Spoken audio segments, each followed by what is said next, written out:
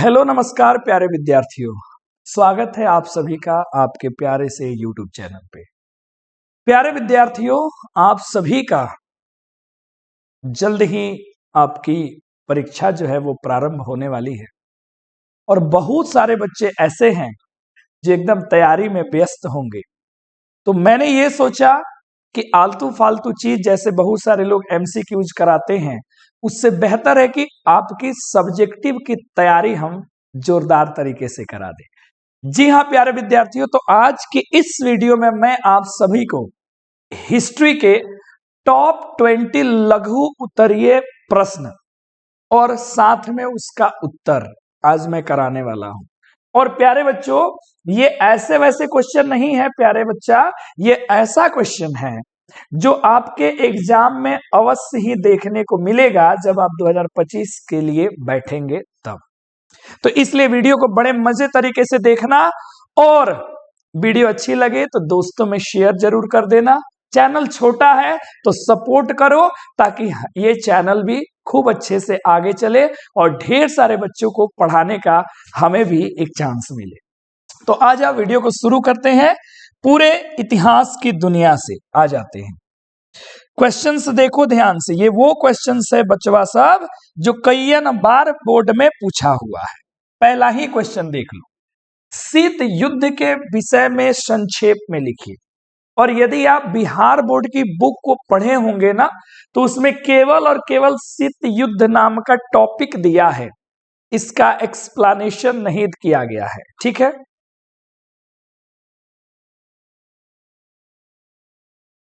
ला ला।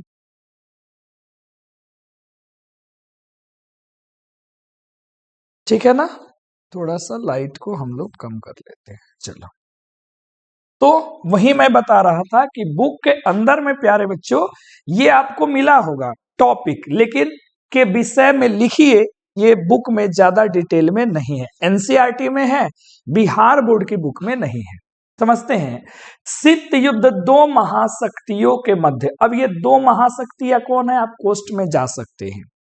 एक पूंजीवाद को जो रिप्रेजेंट करता है वो है संयुक्त राष्ट्र अमेरिका। ध्यान से देखना, संयुक्त राष्ट्र अमेरिका एक तो ये हो गया, और एक हो गया सोवियत संघ को रिप्रेजेंट करने वाला सोवियत रूस आप कह सकते हैं।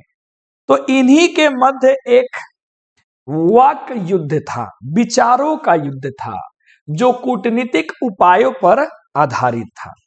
यह दोनों महाशक्तियों के मध्य द्वितीय विश्व युद्ध के बाद उत्पन्न तनाव की प्रत्यक्ष अभिव्यक्ति था। यह वैचारिक युद्ध होने के कारण वास्तविक युद्ध से भी अधिक क्या था, भयानक था। प्यारे बच्चों, ये ऐसा युद्ध होता है जिसमें विचारों का युद्ध होता है। ध्यान देना, विचारों का युद्ध होता है। जैसे कि पट्टी पट्टीदार के बीच में जो युद्ध चलता है ना, जो दिल तोड़ के चला जाए, जो उससे विचारों का युद्ध होता है कि कैसे करे, क्या करे, चार गो गलिया देखा रस्तवा में मिल जाए। तो विचारों का युद्ध, उसी को हम कहते हैं शीत युद्ध, जिसको इंग्लिश में भी नाम दिया जाता है कोल्ड वॉर। तो उम्मीद है समझ में आ गया होगा जो दो महाशक्तियों के बीच में हुआ। ठीक है, आगे बढ़ते हैं। साम्यवाद क्या है, क्वेश्चन ध्यान से देखो। साम्यवाद एक राजनीतिक और आर्थिक विचारधारा है। खूब अच्छे से समझना, साम्यवाद एक राजनीतिक और आर्थिक क्या है, विचारधारा है। इसका मकसद एक वर्गहीन और राज्यविहीन समाज की स्थापना करना है। साम्यवाद में प्यारे बच्चों उत्पादन के साधनों पर पूरे समाज का स्वामित्व यानी कि अधिकार होता है। साम्यवाद की मूलभूत अवधारणाओं को जर्मन दार्शनिक कौन थे, कार्ल मार्क्स ने विकसित किया था। साम्यवाद समझ में आ गया होगा। राजनीतिक आर्थिक विचारधारा है, मकसद है एक ऐसे समाज का निर्माण करना जिसमें कोई वर्ग ना हो, राज्य कोई गवर्नमेंट ना हो, है ना, एक कोई संगठन ना हो जो चलाए, और समाज में जितने भी संसाधन है ऊपर समाज के सभी लोगों का अधिकार हो। वही क्या कहलाता है, साम्यवाद कहलाता है, जो आपके इतिहास में चैप्टर नंबर 2 है, समाजवाद एवं साम्यवाद। लेकिन डेफिनेशन आप खोजोगे बुक में तो नहीं मिलेगा। क्वेश्चंस बड़े इंपॉर्टेंट है, ध्यान से सभी को कर लो, है ना। आगे बढ़ जाओ। अक्टूबर क्रांति से आप क्या समझते हैं? ये साम्यवाद समाजवाद में जब आप पढ़े होंगे रूस की क्रांति, तो उसी में ये दिखा होगा अक्टूबर क्रांति। हर एक क्वेश्चंस को ध्यान से पढ़ो, मैं समझा भी दे रहा हूं और आप स्क्रीनशॉट इसका पूरा का पूरा ले लीजिएगा, बड़ा इंपॉर्टेंट सवाल है। बात है 7 नवंबर 1917 ईस्वी में बोल्शेविकों ने, आपने इतिहास पढ़ा होगा तो आपको मिले होंगे बोल्शेविक और बेटा मेंशेविक, दो दल था। पेट्रोग्राड के रेलवे स्टेशन, बैंक, डाकघर, टेलीफोन केंद्र, कचहरी, अन्य सरकारी भवनों पर अधिकार कर लिया। करेंसिकी भाग गया, जो सरकार जिसकी बनी थी करेंसिकी की, वो बोल्शेविकों के विद्रोह को सह न सका और वो भाग गया रूस छोड़ के, और अब शासन की बागडोर बोल्शेविकों के हाथों में आ गई, जिसका अध्यक्ष लेनिन को बनाया गया। इसको बनाया गया, लेनिन को बनाया गया। और इसी क्रांति को बोल्शेविक या नवंबर की क्रांति कहते हैं। इसे अक्टूबर की क्रांति भी कहा जाता है, क्योंकि पुराने कैलेंडर के अनुसार यह 25 अक्टूबर 1917 के दिन हुआ था। इसलिए इस घटना को हम अक्टूबर क्रांति भी कहते हैं, नवंबर क्रांति भी कहते हैं, बोल्शेविक क्रांति भी कहा जाता है। उम्मीद है समझ में आपको अच्छे से ये आ गया होगा। इस क्वेश्चन में किसी को दिक्कत परेशानी नहीं हो। अब आप हमें कमेंट करके बताना कि जो रूसी का पुराना कैलेंडर है, रूसी जो कैलेंडर है पुराना, और जो नया कैलेंडर है, इसमें कितने दिनों का गैप होता है? कमेंट करके बताना। ये वाला क्वेश्चन बेटा देखो, न्यू डील, ये बस बुक में न्यू डील शब्द लिख दिया गया, लेकिन इसके बारे में विशेष जानकारी नहीं दी गई, थोड़ा बहुत बता के खत्म कर दिया और परीक्षा में आ गया सवाल। अब बच्चे कहां से करें, क्या करें ना करें। प्यारे विद्यार्थियों, बुक के ऊपर ऊपर जो स्ट्रेट क्वेश्चन है, यदि आप उसको तैयारी करके सोचते हैं कि हम परीक्षा में जाएं, तबाही मचा के आ जाए, तो आप बकलोल हो जाएंगे। आंतरिक रूप से आपको ध्यान से पढ़ना पड़ेगा। न्यू डील को अमेरिकी राष्ट्रपति फ्रैंकलिन डी रूजवेल्ट ने 1933 से 38 के बीच लागू किया था। रूजवेल्ट ने लागू किया था। इसका मकसद क्या था? महामंदी से उबरना। महामंदी कब आया था? 1929-33 में लागू किया था, और अर्थव्यवस्था को मजबूत बनाना था। इसका उद्देश्य था न्यू डील को। तो फ्रैंकलिन रूजवेल्ट ने किया था 1933 से 38 के बीच में। 33 में क्या, 1929 से 33 तीसा की आर्थिक मंदी जिसको आप जानते हैं, उससे उबरने के लिए, अर्थव्यवस्था को मजबूत करने के लिए, ताकि दुनिया के जितने भी देश इससे प्रभावित हुए हैं उनकी अर्थव्यवस्था मजबूत हो सके, अमेरिका अच्छा खासा आमदनी कर सके, अमेरिका की अर्थव्यवस्था बेहतर हो सके। न्यू डील को इसलिए बनाया गया था। प्यारे बच्चों, उम्मीद है समझ में आ गया होगा। अगला क्वेश्चन पे आते हैं। देखो, कुछ बातें होती है ना, जैसे रीडिंग कर करके भाग जाएंगे तो आपको तो मजा आ जाएगा, ठीक है, लेकिन बहुत ऐसे बच्चे हैं जो चाहते हैं सर थोड़ा एक्सप्लेन कर देते हैं ना, तो आनंद आ जाता। 1929 की महामंदी के हमें कारण बताने हैं। इसको भले मैं रीड कर रहा हूं, लेकिन आप पॉइंट दे करके परीक्षा में इसको लिखिएगा। चलो देखते हैं। 1929 के आर्थिक संकट का बुनियादी कारण स्वयं इस अर्थव्यवस्था के स्वरूप में ही क्या था? समाहित था। प्रथम विश्व युद्ध कब से कब तक चला बबुआ? 1914 से 1918। 4 वर्षों में यूरोप को छोड़कर बाजार आधारित अर्थव्यवस्था का क्या विस्तार धीरे धीरे हो गया था। उसके मुनाफे बढ़ते चले गए। दूसरी ओर अधिकांश लोग गरीबी और अभाव में पीसते रहे। नए नए तकनीक प्रगति और मुनाफे के उत्पादन में काफी ज्यादा वृद्धि किया, लेकिन किंतु अतिरिक्त उत्पादन के खरीदार बाजार में नहीं थे। नया नया टेक्नोलॉजी आया, बहुत सारा प्रोडक्शन होने लगा, उत्पादन हो गया, लेकिन खरीदने वाला कोई नहीं था। कृषि में भी उत्पादन की समस्या बनी हुई थी। अति उत्पादन के कारण कीमतें काफी ज्यादा गिर गई, जिससे किसानों की आमदनी आय घट गई। इसी स्थिति से निपटने के लिए उन्होंने उत्पादन को और ज्यादा बढ़ा लिया। हुआ ये ना कि जो भी प्रोडक्शन हुआ उसको लोग खरीद नहीं पा रहे थे, तो ये लोग का सोचे और ही ज्यादा उत्पादन कर देते हैं कि बेचाएगा सस्ता रेट में तो कुछ तो पैसा आएगा, लेकिन उल्टा हो गया। किसानों की आय घट गई और ज्यादा इन्होंने उत्पादन को बढ़ाया, कम कीमत पर बेच सके, आय स्तर बनाया रखा जा सके, कीमतें और नीचे चली गई, जिससे आर्थिक संकट को जन्म दिया। अमेरिका द्वारा यूरोपीय देशों को दिए गए ऋण की वापसी की मांग आर्थिक संकट को और ज्यादा क्या किया, गहरा कर दिया। तो ये था आर्थिक संकट का सबसे बड़ा कारण। अब देखो आप सब समझ रहे हैं, प्रथम विश्व युद्ध 18 तक चला। इसके बाद में क्या हुआ प्यारे बच्चों, अमेरिका ने बहुत सारे देशों को ऐसे पैसे दे दिए, है ना, कर्ज दे दिए कि आप लोग करो भैया, सब कमाएंगे तो हम कमाएंगे। तो इसमें अमेरिका बहुतों को कर्ज दे दिया, है ना। उत्पादन बढ़ा, लेकिन उत्पादन तो बढ़ा, इसका खरीदार नहीं मिला, सामान ऐसे रखे रखे सड़ गए। ये आ गया आर्थिक संकट। और अमेरिका जब गया लोगों से कहने कि भैया पैसा दे दो, पैसा तो सारा प्रोडक्शन में लगा दिया था। ये था कंप्लीट आर्थिक मंदी या आर्थिक संकट जो आया था 1929 में। बौद्धिक जागरण ने रूसी क्रांति को किस प्रकार प्रभावित किया?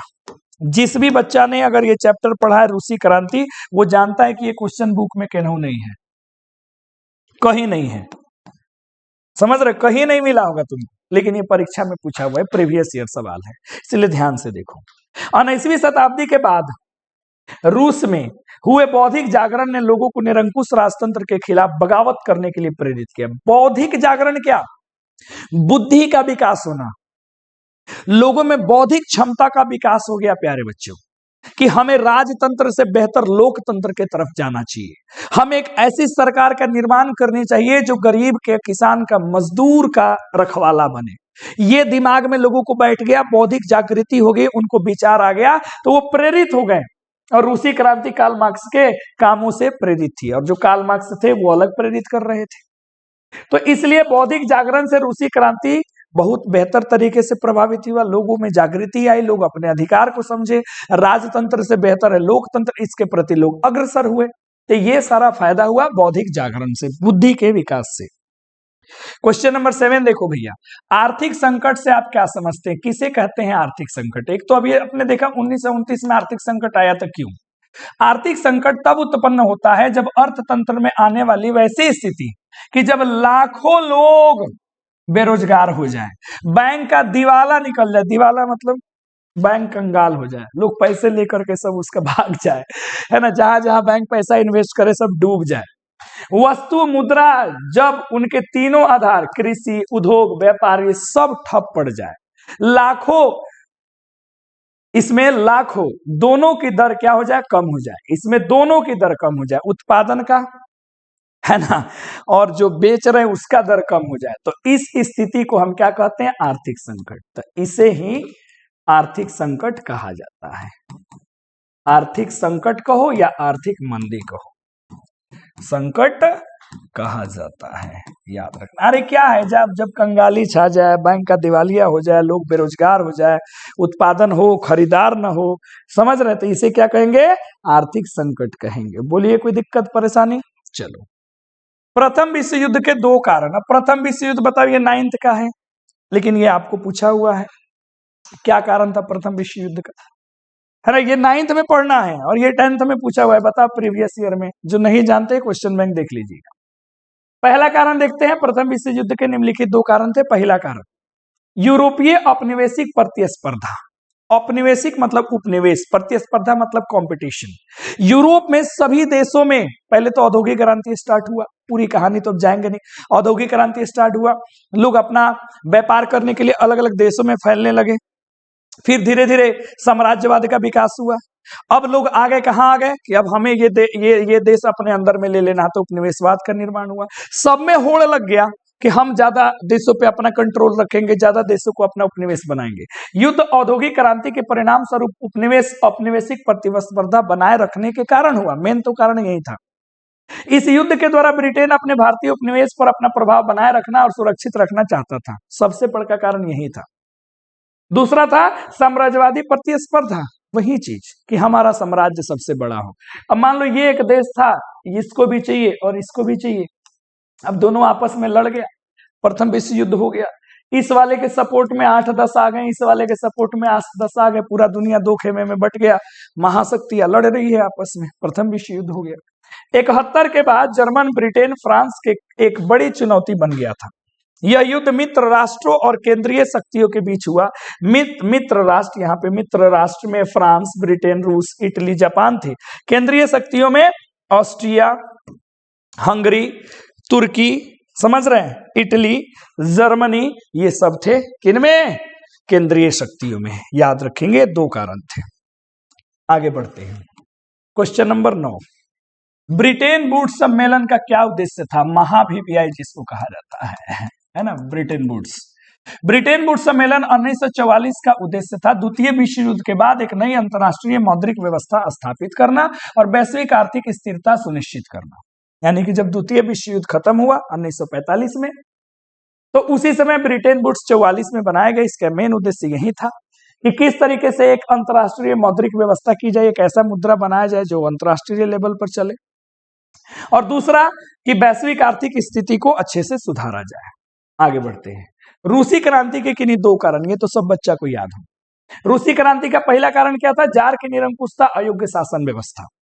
जार की तानाशाही और गलत सलाहकारों के कारण शासन जो है, ठीक है, असक्षम हो गया, जिससे जनता की स्थिति धीरे धीरे बदतर हो गई। दूसरी थी कृषकों की दयनीय स्थिति। किसानों के पास पूंजी की कमी थी और वे भारी करों से दबे हुए थे, और उनके खेत का आकार क्या था? छोटा था। उनके पास तकनीक नहीं था कि वो खेती कर सके, और इसलिए वे लोग भी अब क्रांति करने के लिए क्या हो गए? मजबूर हो गए। मजदूरों की दयनीय स्थिति, कई सारे हैं। रूसीकरण की नीति, ये वाला भी आप इसी में लिख सकते हो। तीसरा, रूसीकरण की नीति क्रांति है तो कहां तक उत्तरदायी थी? तो बेटा ये तो आपको पता है, उस समय जार निकोलस द्वितीय रूस का शासक था, सम्राट था, जार था वो। उसने क्या कहा कि रूस में अलग अलग जाति, संप्रदाय, भाषा के लोग रहते हैं, संस्कृति के लोग रहते हैं। अब उन पर जबरदस्ती रूसी भाषा, संस्कृति थोपने का प्रयास किया गया। यही क्या निकल के आ गया? रूसीकरण की नीति। सोवियत रूस में अलग अलग राष्ट्रीयता के लोग रहते थे, लेकिन जार निकोलस द्वितीय रूसीकरण की नीति से अल्पसंख्यक परेशान से, अल्पसंख्यक माने जो कम संख्या में लोग थे। रूसी भाषा, शिक्षा, संस्कृति को जबरन थोपने के कारण अल्पसंख्यकों ने विरोध की भावना उत्पन्न हुई, जिससे क्रांति की स्थितियां बन गई। ये थी रूसीकरण की नीति। आगे बढ़ते हैं प्यारे बच्चों। अगला है, भारतीय राष्ट्रीय कांग्रेस की स्थापना किन परिस्थितियों में हुई? ये क्वेश्चन भी एकदम मोस्ट भी आई है।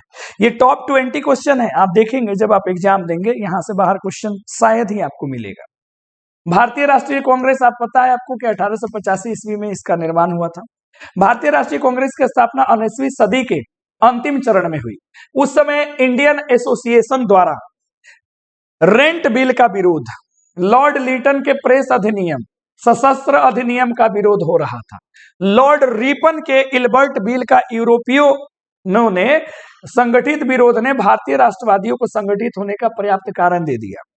इन्हीं परिस्थिति में कांग्रेस की स्थापना भारतीय राष्ट्रीय आंदोलन को संगठित करने के लिए हुआ। मेन कारण यही था। देखो क्या था कि अलग अलग जगहों पे थोड़े थोड़े लोगों के द्वारा आंदोलन चल रहा था। एक ऐसे दल की जरूरत थी जो अखिल भारतीय, भारत लेवल पे दल हो, जिसमें ये सब लोग मिले और वो भारत के नेतृत्व करे, क्योंकि छोटे छोटे जगह से लड़के आप अंग्रेजों से जीत नहीं सकते हैं। तो उस परिस्थिति में एक अखिल भारतीय, भारत लेवल पे, राष्ट्र लेवल पे एक दल का निर्माण किया जाए, उसी सोच से भारतीय राष्ट्रीय कांग्रेस का निर्माण हुआ। बिहार के किसान आंदोलन पर हमें टिप्पणी लिखना है। देखो, महात्मा गांधी ने भारतीय राजनीति में आगमन के साथ ही बिहार के किसान आंदोलन को एक नई दिशा मिल गई। चंपारण आंदोलन इसका सबसे बड़ा क्या है? उदाहरण है, जो कहिया हुआ था 1917 में, जहां नील की खेती करने वाले किसानों पर तिनकठिया व्यवस्था, पढ़े होंगे बाबू आप, कौन व्यवस्था? तिनकठिया व्यवस्था, अत्याचार हो रहा था। किसानों को अपनी उपज बगान मालिकों को कम कीमत पर बेचने के लिए बाध्य किया जाता था। राजकुमार शुक्ल के प्रयास से, राजकुमार शुक्ल कब? 1916 में बेटा लखनऊ में समझौता यानी कि मीटिंग चल रहा था लखनऊ में। उसी में राजकुमार शुक्ल जाते हैं और चंपारण के किसानों की स्थिति को गांधी जी को बताते हैं और अनुरोध करते हैं कि बाबा रउआ आई। गांधी जी चंपारण आए, किसानों को संगठित कर आंदोलन चलाया, जिसे हम चंपारण सत्याग्रह के नाम से भी जानते हैं। बोलिए कोई दिक्कत परेशानी? चलो अच्छा से हो गया। आते हैं क्वेश्चन नंबर कहां 14 पे। स्वराज पार्टी की स्थापना और इसका हमें क्या देना है उद्देश्य। असहयोग आंदोलन की अचानक वापसी से, अब आप कमेंट करके बताओ अगर अभी तक वीडियो देख रहे हो कि असहयोग आंदोलन, हाँ बबुआ कौन आंदोलन, असहयोग आंदोलन कब हुआ बताना जरा। से उत्पन्न निराशा क्षोभ के कारण 22 में गया में कांग्रेस अधिवेशन में स्वराज पार्टी की स्थापना का विचार सामने आया। चित्तरंजन दास और मोतीलाल नेहरू ने कांग्रेस के पद त्याग करके 23 में इलाहाबाद में स्वराज पार्टी की क्या कर ली है स्थापना। इसका उद्देश्य रचनात्मक कार्यक्रमों के साथ विभिन्न निर्वाचनों में भाग लेकर के सार्वजनिक संस्थाओं में प्रवेश करना, सरकार के कामकाज में अवरोध पैदा करना था। और ये भी लिख लेना कि इसका भी उद्देश्य स्वतंत्रता पाना ही था, बस इनके तरीके क्या थे, थोड़े अलग थे। आगे बढ़ते हैं। असहयोग आंदोलन के आर्थिक प्रभाव। अब देखो ये बुक में असहयोग आंदोलन तो है, लेकिन आर्थिक प्रभाव क्या है इस पर सवाले नहीं है, बस कारण है परिणाम है बस। अब आर्थिक क्या प्रभाव क्या परिणाम तो सुनो। तो असहयोग आंदोलन ने ब्रिटिश अर्थव्यवस्था को कमजोर किया। इस आंदोलन के कारण विदेशी वस्तुओं का आयात कम हुआ और भारतीय उद्योगों को क्या मिला, बढ़ावा मिला। अब इसके कुछ प्रभाव देख लेते हैं, इसको आप अपना टिकटॉक कर लेना ऐसे। असहयोग आंदोलन का प्रभाव क्या था, पहला विदेशी वस्तुओं का बहिष्कार किया गया, दूसरा विदेशी कपड़ों का आयात आधा हो गया, तीसरा भारतीय कपड़ा मिलों और हथकरघा को बढ़ावा मिला, अगला भारतीयों में आत्मनिर्भरता की भावना बढ़ी और राष्ट्रवादी भावना का भी क्या हुआ, विकास हुआ। ये था असहयोग आंदोलन का आर्थिक प्रभाव। अगले क्वेश्चन पे बबुआ आते हैं 16। असहयोग आंदोलन आखिर स्थगित हुआ तो क्यों स्थगित हो गया, ध्यान दो। असहयोग आंदोलन को उत्तर प्रदेश के चौरी चौरा में हिंसक घटनाओं के कारण स्थगित किया गया। गांधी बाबा देखे हम तो अहिंसा के प्रेमी हैं, घटना हिंसक हो रहा है। इस घटना को चौरी चौरा कांड के भी नाम से जाना जाता है। इस घटना के बाद महात्मा गांधी 12 फरवरी 1922 को बारदोली में कांग्रेस के कार्य समिति की बैठक में असहयोग आंदोलन वापस लेने का फैसला किया। मेन कारण था कि अब आंदोलन हिंसक धीरे धीरे होते जा रहा था। पूना समझौता, ये तो और ही बार पूछा है, किनके बीच हुआ और क्यों हुआ। पूना समझौता महात्मा गांधी और भीमराव अंबेडकर के बीच हुआ था। यह समझौता 24 सितंबर 1932 को पूना की यरवदा जेल में हुआ था, है ना। इस समझौते का मकसद दलित वर्गों के राजनीतिक प्रतिनिधित्व को क्या था, बढ़ाना था। ये था पूना समझौता। कोई दिक्कत नहीं, आगे बढ़ते हैं। अगला क्वेश्चन देखते हैं बबुआ। छापा खाना, है ना, लास्ट चैप्टर है प्रेस। छापा खाना यूरोप कैसे पहुंचा, ये भी क्वेश्चन पूछा हुआ है, देख लो। गुटेनबर्ग आविष्कारक जो है, कि आविष्कार के बाद मुद्रण तकनीक तेजी से यूरोप में फैली। व्यापारियों और शिक्षितों ने इस तकनीक को अपनाया। 1475 में विलियम कैक्सटन ने इंग्लैंड में प्रिंटिंग प्रेस सबसे पहली बार स्थापित किया। यूरोपीय देशों के बीच बढ़ते व्यापार और ज्ञान के आदान प्रदान से मुद्रण के प्रसार में क्या मिली, मदद पहुंची। और इस प्रकार, इसमें आप जोड़ लेना, इस प्रकार छापा खाना रेशम मार्ग के द्वारा, याद रखना, रेशम मार्ग के द्वारा कहां पहुंचा प्यारे बच्चों, यूरोप पहुंचा। द्वारा कहां पहुंचा, यूरोप पहुंचा, इसको कर लेना, है ना। अगला क्वेश्चन देखते हैं। इंक्विजिशन से आप क्या समझते हैं और इसकी जरूरत क्यों पड़ी। तो इंक्विजिशन कैथोलिक चर्च द्वारा धार्मिक विरोधियों को दबाने के लिए शुरू किया गया था। एक तरीके का यह आंदोलन या एक तरीके का ये अदालत इसमें एक स्पेशल बनाया गया था। उद्देश्य था चर्च के विरुद्ध विचारों और प्रकाशकों को रोकना। उस समय क्या था, ऐसी ऐसी पुस्तकें लिखी जा रही थी जो चर्च के विरुद्ध था। कौन सा चर्च, कैथोलिक चर्च। तो इन्होंने एक स्पेशल अदालत बना लिया कि जो भी प्रेस वाले इसके खिलाफ लिखेंगे, माने छापेंगे या जो लिखेगा उस पर कार्रवाई किया जाएगा। वही था इंक्विजिशन। यह मुद्रण के प्रसार को उत्पन्न नए विचारों और सुधारवादी आंदोलन के खिलाफ चर्च की प्रक्रिया थी। इसने लेखकों, प्रकाशकों, पुस्तक विक्रेताओं पर कड़ा क्या नियंत्रण लगा दिया था। तो ये था इंक्विजिशन। पांडुलिपि क्या है और इसकी उपयोगिता क्या है, चलो समझते हैं। पांडुलिपि पहले बात तो समझ जाओ बाबू, हमारे हाथ से लिखल जाता है दस्तावेज है जो मुद्रण के आविष्कार से पहले ज्ञान के संरक्षण का मुख्य माध्यम था। इसमें अक्सर सुंदर चित्र सजावट होती थी। पांडुलिपियां ऐतिहासिक, साहित्यिक और धार्मिक ज्ञान के संरक्षण में महत्वपूर्ण थी। आज भी इतिहासकारों के लिए प्राचीन संस्कृति विचारों को समझने का एक महत्वपूर्ण स्रोत है कौन, पांडुलिपि।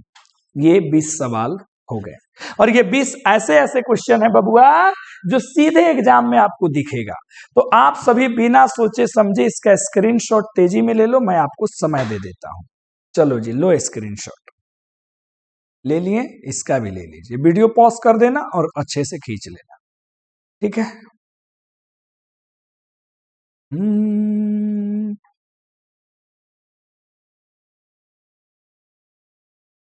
ठीक है, बहुत बढ़िया।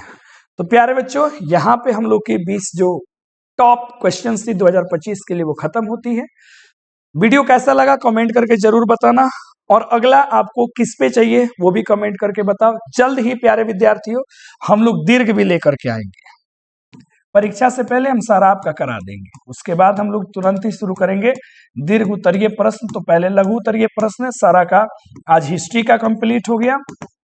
इसके तुरंत बाद हम लोग इकोनॉमिक्स वगैरह की कर देंगे, ताकि परीक्षा से पहले आपको इंपॉर्टेंट क्वेश्चंस हाथ में मिल जाए। धन्यवाद, फिर मिलते हैं अगली वीडियो में, तब तक के लिए बने रहें और चैनल को सब्सक्राइब करके जाना। नए हो पुराने हो तो लाइक कर दो। Thank you.